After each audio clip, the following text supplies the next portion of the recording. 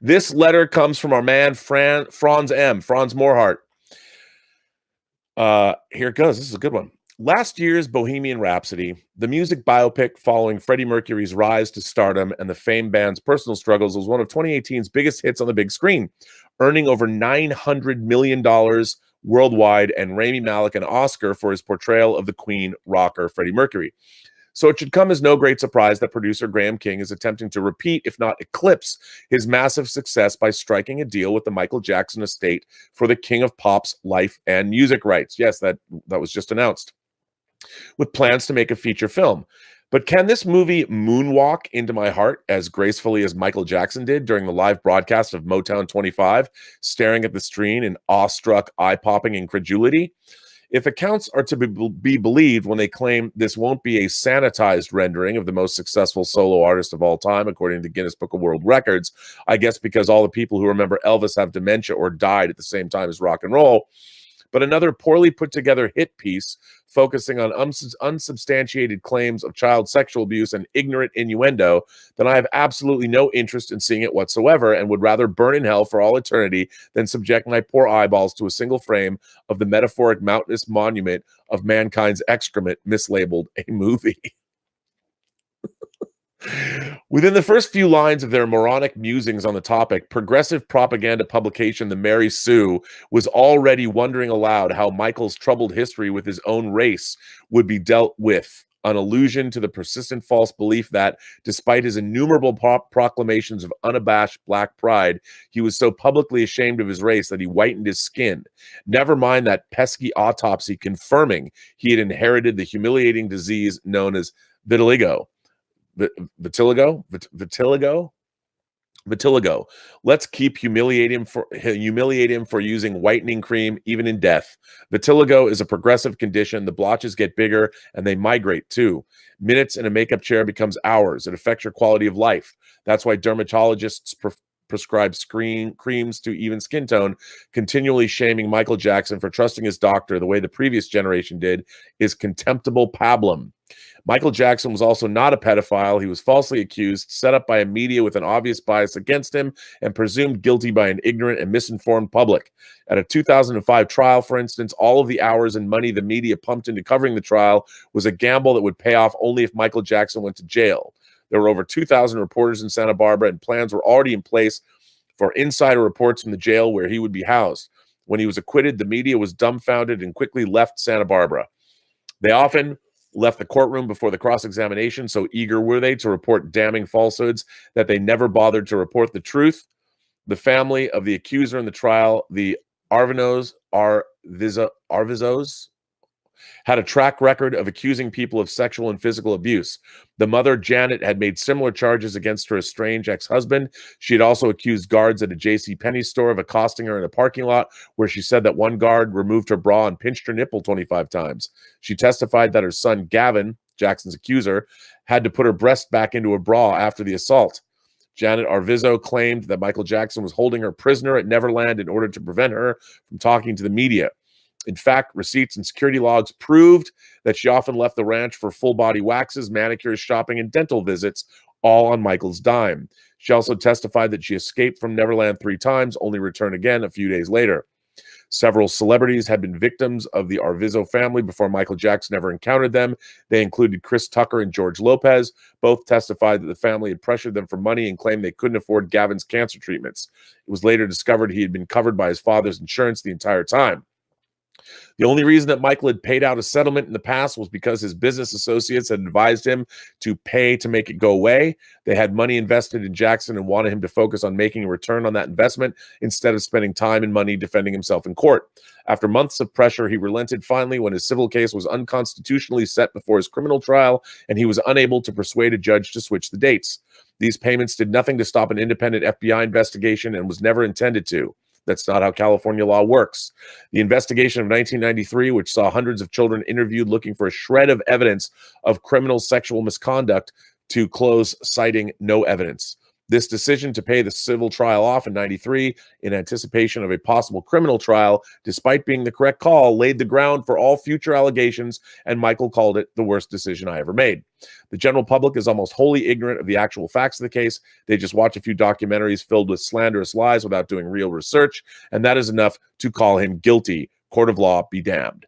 Michael Jackson left the courtroom a broken man, one who never reclaimed the youthful innocence that catapulted him to the top of the charts and made him a household name, whose career probably suffered irreparable harm. He may have avoided years behind bars, but his world became another kind of prison, one where he is entrapped by a hungry media and the innuendo of a misinformed public.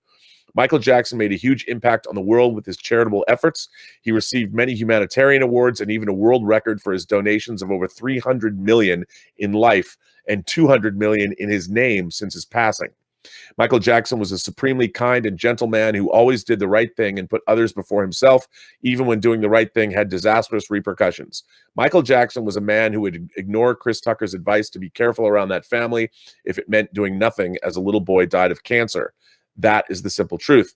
But nobody who knows the truth, the fans of Michael Jackson, the ones studio executives are expecting to rush out and see this movie, is going to pay hard-earned money to see it. Yet another post-mortem lynching of Michael Jackson, an amazingly talented man of astonishing, resilient, and awesome moral character, deserving of praise, emulation, respect, and admiration, an American hero. Why not just tell people I'm an alien from Mars? Tell them I eat live chickens and that I do a voodoo dance at midnight. They'll believe anything you say because you're a reporter. But if I, Michael Jackson, were to say I'm an alien from Mars and eat live chickens and do a voodoo dance every night at midnight, people would say, oh man, that Michael Jackson is nuts. He's cracked up. You can't believe a damn word that comes out of his mouth. Michael Jackson. Well, Franz, I did not know you felt that strongly about Michael Jackson. I met Michael Jackson once. I did. I met Michael Jackson at the Golden Apple comic book store on Melrose in Los Angeles. Now, it's moved. It's on the corner of basically La Brea and Melrose, but it used to have the flagship Golden Apple store, which I went to for many, many years, buying my comic books every Wednesday. Michael Jackson would go there.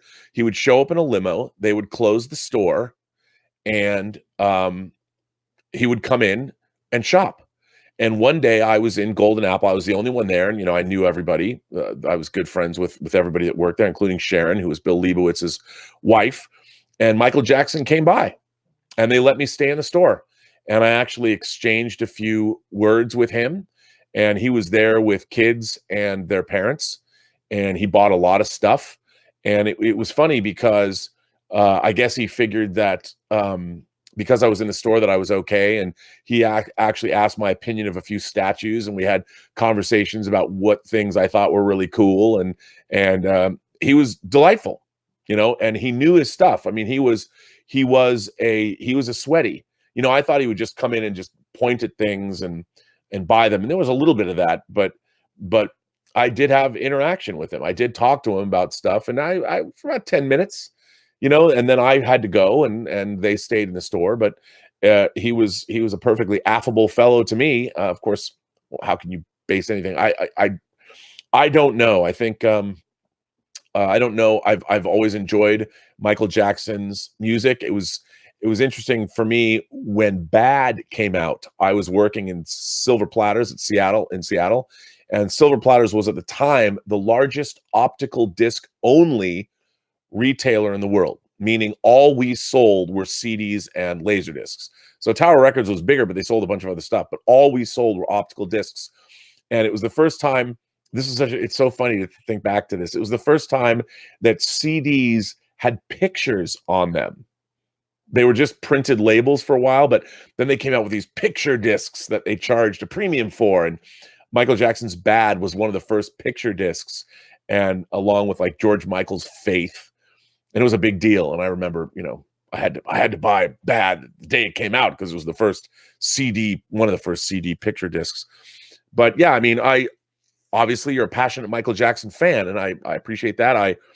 I was more of a Prince fan. I mean, I liked Michael Jackson, and his music has always been catchy, and I've always liked his music. But I was much more of a Prince guy because, Prince sang a lot about like sex, and I more related to that than the King of Pop's music. But how can you not like Michael Jackson's music? So I appreciate that. I honestly don't know with everything that's going on, especially with those documentaries, then Leaving Neverland dropping on HBO. I don't know what the truth is. I don't know. I do think it's going to be a dicey situation. And who do you get to play Michael Jackson? Honestly, that would be the thing that would scare me the most about that movie is how do you cast somebody to play Michael Jackson that can also act? And as far as the Mary Sue is concerned, that reaction is par for the course for them. Yeah, and I think it's really interesting. Like you pointed out, the autopsy did prove that yes, he did suffer from that ailment, and of course, Michael Jackson was. He represented Black music. I mean, in his music, working with Quincy Jones, it's not like he was trying to make Hall & Oates music. Not that Hall & Oates is bad, but